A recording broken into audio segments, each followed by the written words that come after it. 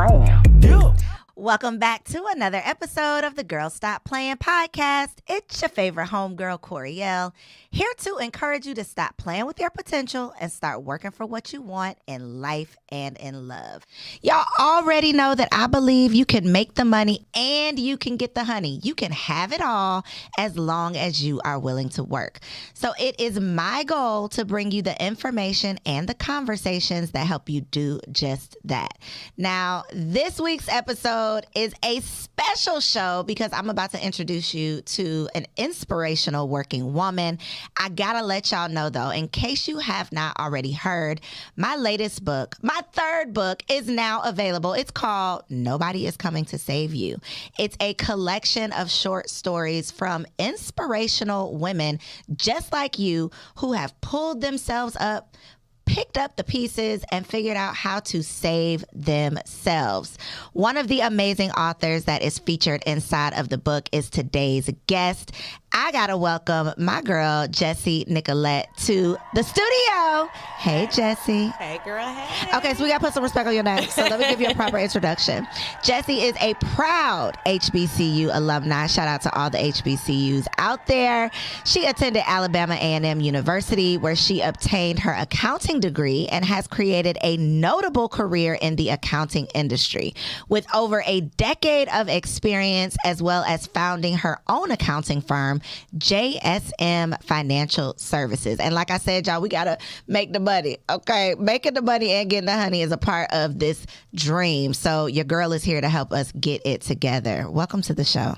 Thank you. Come on, introduction. Yes. Come on, go Bulldogs. Yes. Come on, Bulldogs and Tigers. Hey, TSU. I used to spend some time at Alabama, and we actually played in a classic or something when I don't know if they still do that, but back when I was in school, we played each other. So we don't have a rivalry or anything, but we did used to beat y'all. Okay. Just a couple times or every time. I don't know. I see. So because you are a HBCU grad, and because there's a special place in my heart for HBCU students, alumni, lovers, supporters, all of the people, I just want to start by asking you, what made you choose an HBCU? Thank you so much. First of all, thank you so much for being here. Of course.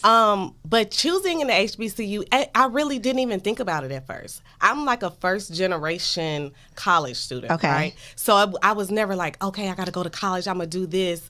And so I applied for a bunch of different colleges, and I ended up at A&M because my guidance counselor in high school, she came in there and she was like, all right, everybody finna apply to A&M because it's $10. So bring your $10, you're going. I love it. And so a lot of other opportunities kind of didn't pan out, and it panned out, and I'm so glad it did because the HBC experience is one like no other. So now I'm just like the biggest advocate. Yes. All my nieces and nephews and everybody like, no, go to HBC. Yes. It's a different experience. Are you from Alabama? Yes, you I'm are from Mobile, Alabama. Shut up. Where Mardi Gras originally. You know that my dad is from Mobile, Alabama. You didn't know that. I didn't but know let me just let you in on a that. secret. Yes, my father's from Mobile. He lives there right now. Currently, my dad's side of my family is in Mobile. It's such a small world. It is. Because you don't meet many people who even have heard of Mobile, Alabama. Mobile. Until Kanye. I think Kanye put y'all on the map with his Kanye's workout song, and one of the girls was from Mobile, Alabama. Okay. And we have a lot of Mob people from City. Mobile. Yes, Mob City. I love it. Yes. Okay, so Alabama A&M in the building. Shout out to the guidance counselor though, because so many of our decisions are based on the opinions of the adults in our lives. And I had someone else on the show that was talking about the fact that they didn't see the value in going to college because nobody around them was stressing the importance or talking about the benefits of actually attending. And a lot of times it does come down to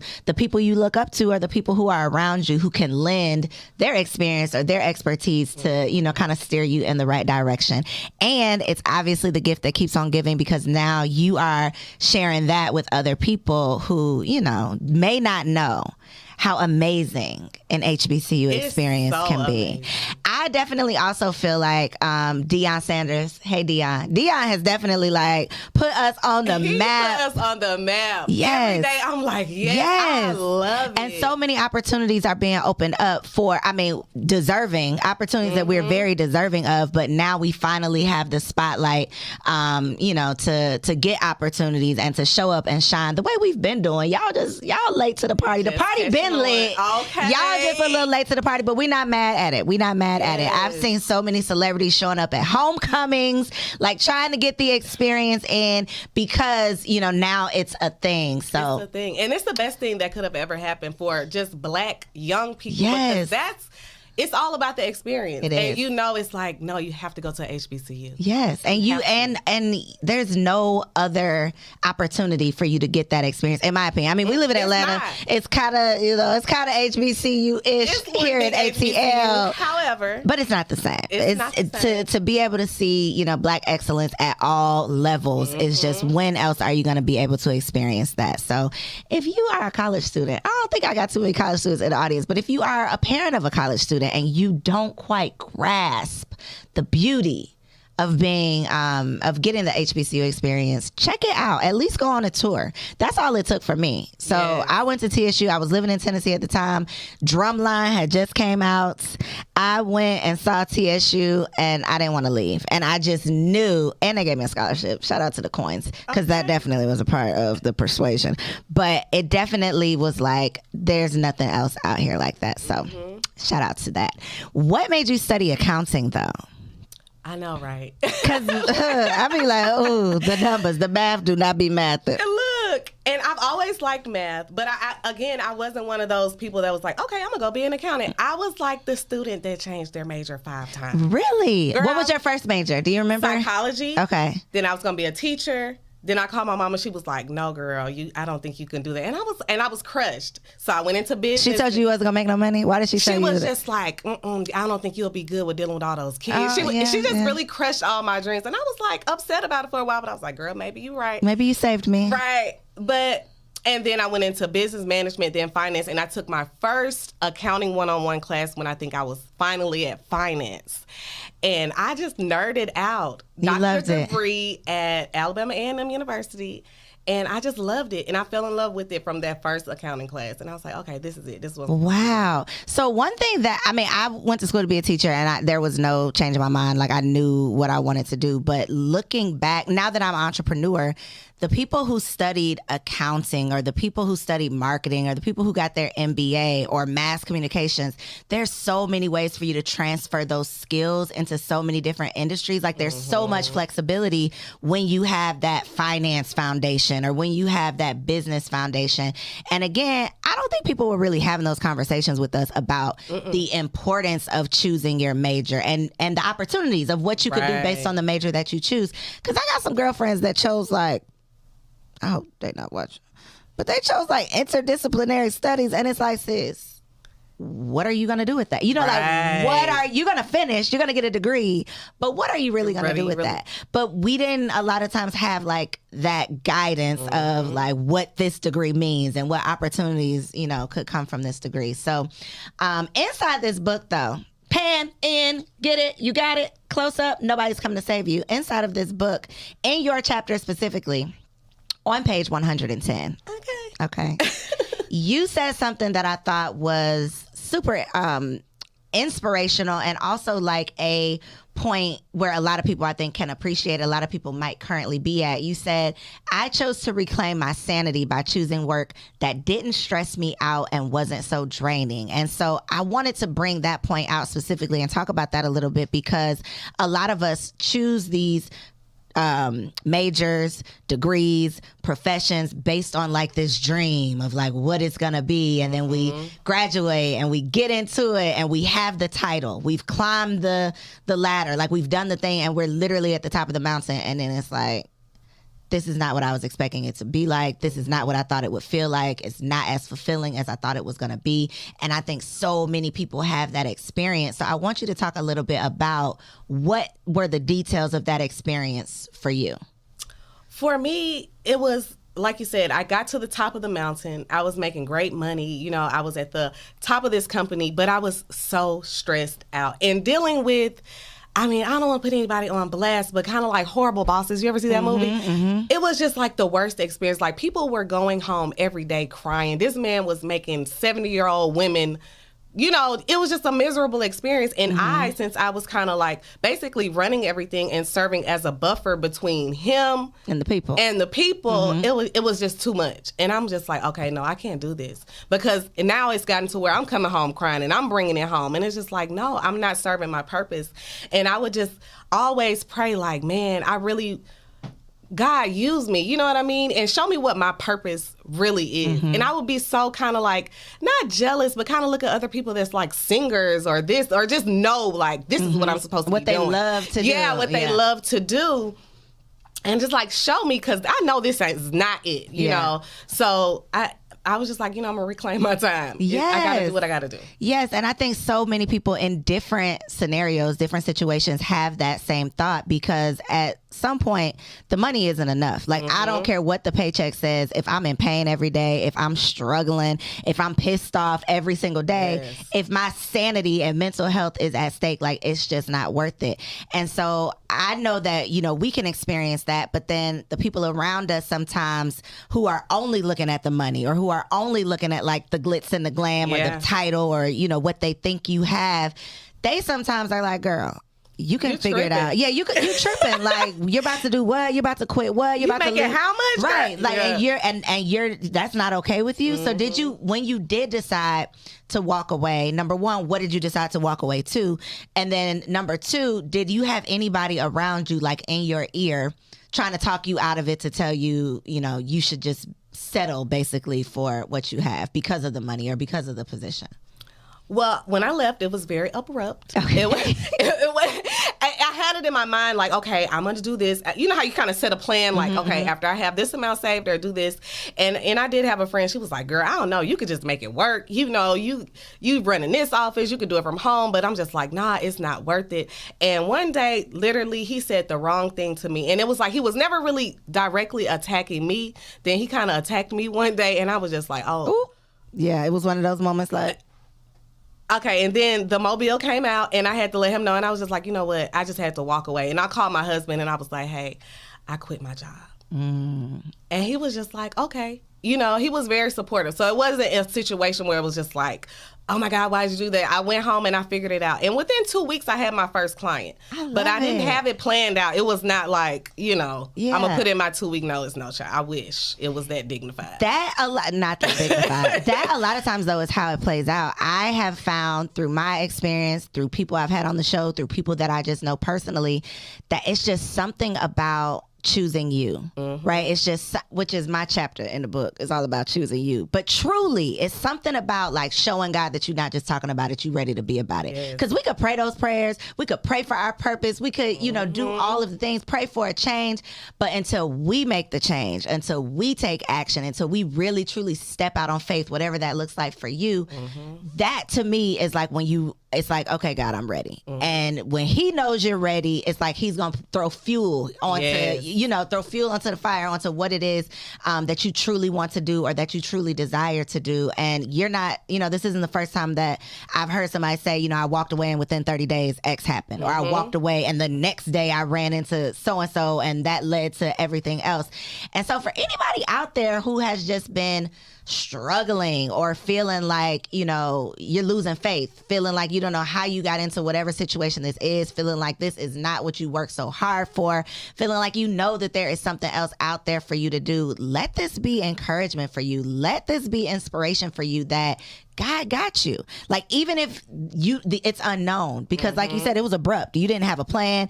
Like we say, you got to have, you know, X number of dollars saved up. You got to have 6 months reserves and all of the things we say, which I ain't telling nobody to quit their job. Okay. I ain't telling nobody to quit their job. But a lot of times your faith will fuel you into, you know, it'll get you into your future. So I love that. Now, here on Girl Stop Playing, we do talk about business, but we also like to get in your business. So you mentioned that you have a husband. Yes, ma'am.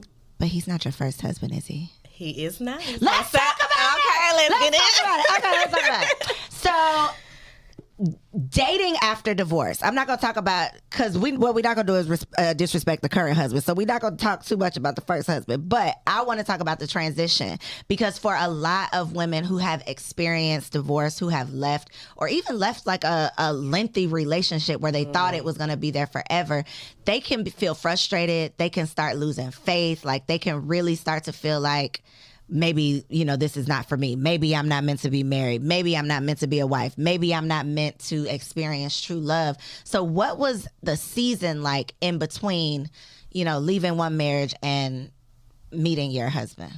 Peaceful. Oh, okay. Peace. Okay, peace. Okay. When I got out of that first situation, I got married really young. I mean, you're still really young, so yeah. I knew that one. Thank you. Come on, really young, yes. But I was 24 when I got married. Oh, wow, okay. So I was really young. So was this like a college sweetheart? No, okay. honey, listen. Okay. it was very Atlanta. It was very Atlanta. Let me not say that. No, okay. But he was older. He was a lot older than me. Okay. And he was more established. I didn't know a lot, and the situation just wasn't, what it was supposed to be. And so it really was a point in that relationship where I was calling my mama every day crying, and she just pray about it, baby, pray about it. And so I finally just was like, okay, I'm gone. That's that's the first, I feel like, big girl, when I had to really put on my big girl panties. Yourself. The first time I really had to save myself. And just getting out of that, child, I remember being in my apartment for like one of the first times by myself. And I sat there and I was like drinking my wine and watching TV with me and my dog, and I just laughed until I cried, because I was so happy, because like, you can't really appreciate peace until you just was living in chaos and toxicity. And I feel like on social media, everybody wants to make it seem like they're so cool to be toxic, but y'all, no, and not until you've really been through something like that. So it was just peaceful. And I got a chance, I dated, I did me, and I really just spent a lot of time with myself. You know what I mean? I love that. So, okay, so I wasn't expecting that answer. I love that answer, though. I love that for you. And I love that, that's your truth, because so many people think that if you leave a situation or if you end up divorced, it's going to be like the worst thing ever. Like, you're going to be so sad and depressed and, all of the things, which I'm sure there might have been some sadness that came along with it. But nothing can replace your peace. Nothing, no man is worth your mental well-being. And so, and no title, because a lot of times we get caught up in these situations because, like you said, social media has hyped you up that, your situation is what everybody wants. And then you stay in something based on the fact that other people, make you feel like you should just want this thing, or you should just be happy that you have this husband, even if it is toxic. So I love that for you. Yes. So at what point did you, I guess, feel ready to get into, another relationship? Well, I met my husband now about 2 years later. And I never really been like, okay, now I'm searching for a man, or I'm ready now. I just really was doing me. Like, I dated, I had a, rebound or whatever. And I just kind of focused on me. And when I met my husband now, I was just not even focusing on dating or anything. I wasn't pressed about it. You know what I mean? And so it kind of just happened. It kind of really just happened. Did you feel like there was like any stigma around being young and divorced? Like, did you ever feel some type of way, or were you really just happy to have released that baggage? Well, before I left, I felt some kind of way, because, before I left, I had a lot of people, even my mom and different people, like, do you really want to leave this situation? You're in a good situation, and you're thinking that, like, I'm going to be young, divorced, you know what I mean? But, like, once I got out of it, I'm like, at the end of the day, people are going to talk about you regardless. Facts. And absolutely nothing and no one can replace your peace. Period. So once I got to a point, I'm just like, I really honestly don't care. And I would have to tell my family and friends, like, listen, I really don't care what your friends and everybody think. Like, this is what it is. I'm happy. Like, get on board with it. Yes, because it takes more courage to leave than to just stay in a situation. Fact. Because everybody's going to say, like you said, they're looking from the outside looking in, like, girl, you got a good life. And I'm like, girl, I'm miserable. You don't even know what's going on. You don't even know. Yeah. You know what I mean? But we do that so often, especially with social media. Like, social media is the gift and the curse because, you know, you can make so many connections, you can elevate yourself, you can grow a business, all of the things, but you can also get caught up in looking at what you think other people have and then using that as a reflection of what you feel like you lack. And so a lot of times we look at, you know, women who inspire us, who are, you know, bossed up and doing the damn thing. We look at couples who inspire us that look like they're so happy, but you literally do not know what's going on behind the scenes until the divorce announcement comes, and then you like, wait a minute, no, y'all was my goals, and I just thought y'all had it all together. And so, again, that's why you got to be your own goals. That's why you have to be focused on what is for you versus like stalking what everybody else got going on, because you don't know how they got it. Number one, you don't know how long they're gonna be able to keep it. You don't know what it's taken to maintain it. You know, and a lot of times it's just not what the outside, you know, the outside perception of it is.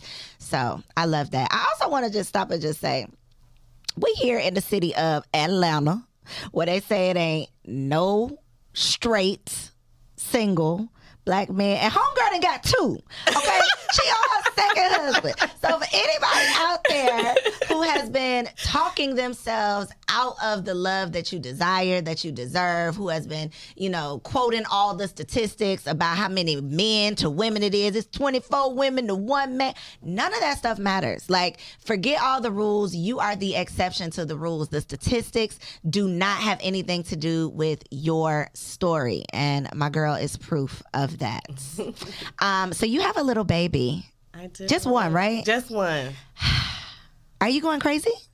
I am. Yeah. And I'm tired as hell. Yeah. You look good though. You don't look tired. Thank you. Thank you. Yeah. I'm kind of going crazy too. You know, it's one of those things. I feel like motherhood is one of those things that people lie.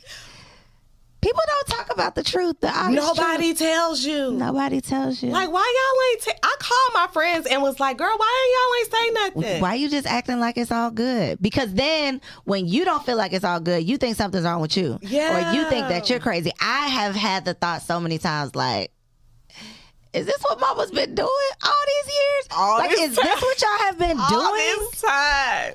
How? I specifically remember my son might have been like a month old, and I was just riding in the car thinking about the show 16 and Pregnant, thinking like, how the hell were you 16 years old doing this, figuring this out? Because I was old, okay, geriatric. I was 35 when I had my son, right? Me too. I was 34. The most prepared that I could have possibly been, financially, mentally, married, had a partner, all of the things that you think that you need to become a mother. And I still don't, not even didn't. I still every day am just like, you still here. You know, like, you still here. I'm responsible for you. What are you going to eat today? You know, like all of the things every single day. And it all falls back really on the mama. At the end of the day. Two married women. Look. Telling y'all the truth, okay? If ain't nobody else going to tell y'all the truth. Because the girls it's some daddies in the room that's like rolling their eyes. But listen, y'all cannot argue with us, okay? Because at the end of the day, this my baby. You know, this is my baby. And there's so many things. And I have an amazing husband. Let me just say that, because he watches every episode. Baby, I love you. But listen, there are just some things that men, I don't want to say can't do, because there are single fathers out there that just got to figure it out. But unless you are literally a single father, there are just some things. There's things that happen every single day that my husband has no idea, like how this is getting done.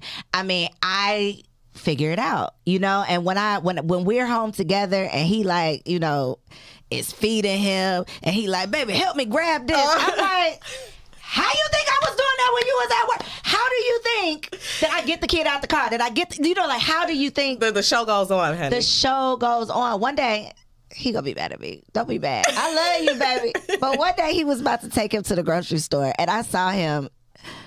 Don't be mad at me, okay? I saw him packing up the stroller, and I'm like, you know, there's grocery carts at the grocery. Like, you're gonna put the baby in the cart. What are you doing with that stroller? You know, it's just so many things that it's just like you could tell your ass don't be taking this baby nowhere because you're not even prepared. He will rather not go. Like, I don't need whatever I needed. I don't need it bad enough to take this child anywhere. I'm like, what do you think I do? I take him everywhere. What do you mean? It's like a big thing. Like, oh, well, don't worry about it then. I just won't get it. I'll just figure out another way. And it's just like, pack them up and take them. Like, what is happening? So shout out to all the mothers out there, especially the single mothers. Yes. Because, baby, I had to like strap the car seat in. I don't do that. That's one thing my husband does. He like, whatever you got to do, he does that. Mm-hmm. And I came out one day and it wasn't done and he was already at work. And I almost took him back in the house. I was almost like, you going to miss school today because I don't do this. And I called him and he was walking me, you know, we on FaceTime. He walking me through what to do. And then after I figured it out, he's like, can you imagine being a single mother? I'm like, hell no. Mm-hmm. It's a lot. It's a lot. It's a lot. It's a lot, and we ain't got the answer. So I'm not even about to try to give y'all no advice because if you're not a mom yet, though, I'm sorry if I killed your dreams. But I'm not really sorry. They need to know because the girls are not telling them. Not telling you. Y'all are not being honest. We need a mom support group. It's not. It's just. It is what it is, girl. It's hard. And I was one of those ones where I was like, I'm going to have a doula. I had a doula. I'm going to do natural. I'm going to be in the water. Did you get in the water? Girl, I got on the table and got a C-section, okay? So I still got PTSD. I haven't told my story, but I definitely had a doula. I definitely had a midwife. I definitely had the tub blown up in the room, and I did not get my ass in that tub. I ended up on the table as well. That's a whole other conversation. Again, that requires a support group, a therapist, some wine once I can drink again, like all of the things, because there are so many things that goes into bringing these babies into the world that I feel like nobody talks about. You know, people talk about morning sickness. You know, they talk about such surface level temporary things, that trivial things, that the real stuff nobody talks about. So we're gonna have to talk about it. Sitting there looking like, what the hell? And again, there's no turning back. You know, like, we here now. We here now. The baby's coming. And I'm like, oh, I wanted to be here so bad. You just think it's going to be like, I got my cute little baby, you know. And it took us a while to get pregnant. We had to go through, like, fertility treatments. Really? And everything. Yeah. Can we talk about that? Yeah. I have questions. Yeah, we did IVF. Wow. Were you scared you was going to have, like, quadruplets? Because that's a thing, right? Multiples? That's a thing. Sometimes, I guess if you kind of do it like incorrectly, or you're having sex when you're doing the injections, because you're not supposed to be doing any of that. But I actually, like, before I had this one, I was the mom. You wanted to? Yeah, I wanted twins. I still want twins. I don't now. No. You're not about the life. Tom has twins. You see him shaking his head. Yeah. I just take one at a time. God, give me one more. I still got 1, 2, but I have a low egg reserve. Okay, wait. Pause. So tell us about the process, because again, this is one of those things that I feel like so many things you don't know until you have to do it yourself. So what made you do it? First of all, like, what made you say, okay, was it just that y'all were trying and you weren't getting pregnant, or like what was the pre-IVF? Well, we tried, and then I did get pregnant, but then it ended up being in my tube. Ectopic. So I had to get one of my tubes removed. Okay, and sorry. Thank you. And so after that, I went to a fertility doctor to try to see, like, what was going on, if I could really, you know, because you can still get pregnant with 1 tube, but then going through that process, I found out I had a low egg reserve. How do you find that out? Like, they do a procedure? Yeah, they do a bunch of tests. So when you first go to the fertility doctor, they test everything. They test the 1 tube you have. They test your egg reserve. They test everything. And so when I went through that, so like, it's a chance, but it's not a good chance. So we went full steam with the IVF. And that's 1,000 needles. At one point, I think I was doing like maybe 6 shots a day, because you're doing like 2 or 3 in the morning, 3 in the evening, and then you do that for like maybe 2 weeks to get as many eggs as possible. Then you do the surgery to take the eggs out and put it with the sperm to make the embryo. So what does the man have to do in this? Ejaculate in a cup or something? Yeah. And then after you finish that cycle, now that's not it. Once you're ready to put the embryo in, if you get embryos, Because sometimes you don't even get embryos. There's women that have been going through this for years that I've met that still don't have a baby. You know what I mean? So it's like, so we went through putting one in, and we actually, the first embryo didn't stick. We lost that one. That was devastating after all of that. And then the second part of it, after you do the egg retrieval, you have to start the shots again. Why? Just to put the embryo in. So, it's a lot. It's a lot. Does it hurt? Girl, when I tell you, I was like, you get to the point where it's like, at first like, oh yeah, we're going to record this, and then you like, you're putting it in the wrong spot. So he was doing it to you? Yeah, he did all my shots. Oh my God. I was like, why did you put it there? Right? It just drives you crazy. And then you go through all of that, and then you don't get a baby. Hoping. You're just hoping. It's on a hope and a prayer. And then you don't get the baby, and so you go through this whole mental breakdown. Yes, I can imagine. And then it's like, dang, okay, we got one more shot. Because we only had 2 embryos. I wasn't one of the girls that had a bunch of, So then we kind of geared up and did it again. And now we have our sweet little baby. So I will say it's worth it in the end. It absolutely is worth it. You got a healthy little baby. I got a healthy baby boy. So, but you have one more, like, in the cooler? No. I thought you had one more embryo. No, the first one, it didn't stick. So you would have to do this all over again? Girl. I would have to do the whole process. Are you going to do it all over again? I don't know. I'm praying to God. I'm like, God, go ahead and get this tube. Because God can still do it. I still got one good tube. Yes. It's a low, come on, God, come through for your girl because, and people think it's the money aspect of it because it is expensive, but it's really the mental. Yeah, and I can imagine. It's mentally taxing on you, on him. And when I see women doing it by themselves, I'm like, girl, how you doing it by yourself? Hell no. Because then you go raise a baby by yourself. We ain't gonna talk about that. It's a lot. People gonna eat me up in the comments. I have so many thoughts around women who think like I could just have a baby because it is so hard. Not even that it's hard. That's selfish because that baby, that baby needs more than just you. But we ain't gonna get into it. Don't comment about that, what I just said. Just keep it moving. But wow, I didn't even see where this interview went. I didn't even have that on my list of questions because I had no idea. But I'm glad that you shared that.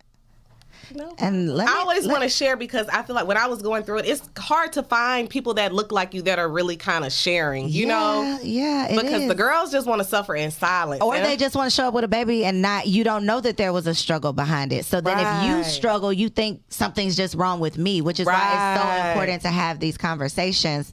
There's a drug, like a pill or something too, though, right? That you can do that's like, does kind of the same thing. There's different options. Like you can do IUI, and then there's a pill. The IUI is where they just kind of plan it out and take his sperm and put it in you at the exact time that you will be the most. Oh, like ovulating when you're ovulating. Yeah, when you're ovulating, and they kind of just plan it out to a T, and so you have like a better chance, and it's a lot cheaper. So I'm like, maybe I'll try that next time. Yeah. And then they have the pill. I can't think of the name, but it produces more eggs or makes something like that. Yeah, a lot of people have multiples. From that. Is this the same process that you have to do if you have a surrogate? Do you know? Yeah. So if you have a surrogate, you have to go through the IVF process. Yeah, when I found that out, because I said to myself, I want to experience childbirth, but after that, somebody else could do it for me. But then when I found out you had to do all them needles, I said, oh, yeah, you still have to do the needles. No, can't do that. Yeah, no. But kudos to anybody out there who dedicates themselves, because that is like true dedication to put yourself through that. The sacrifices of being a mother, it's never ending.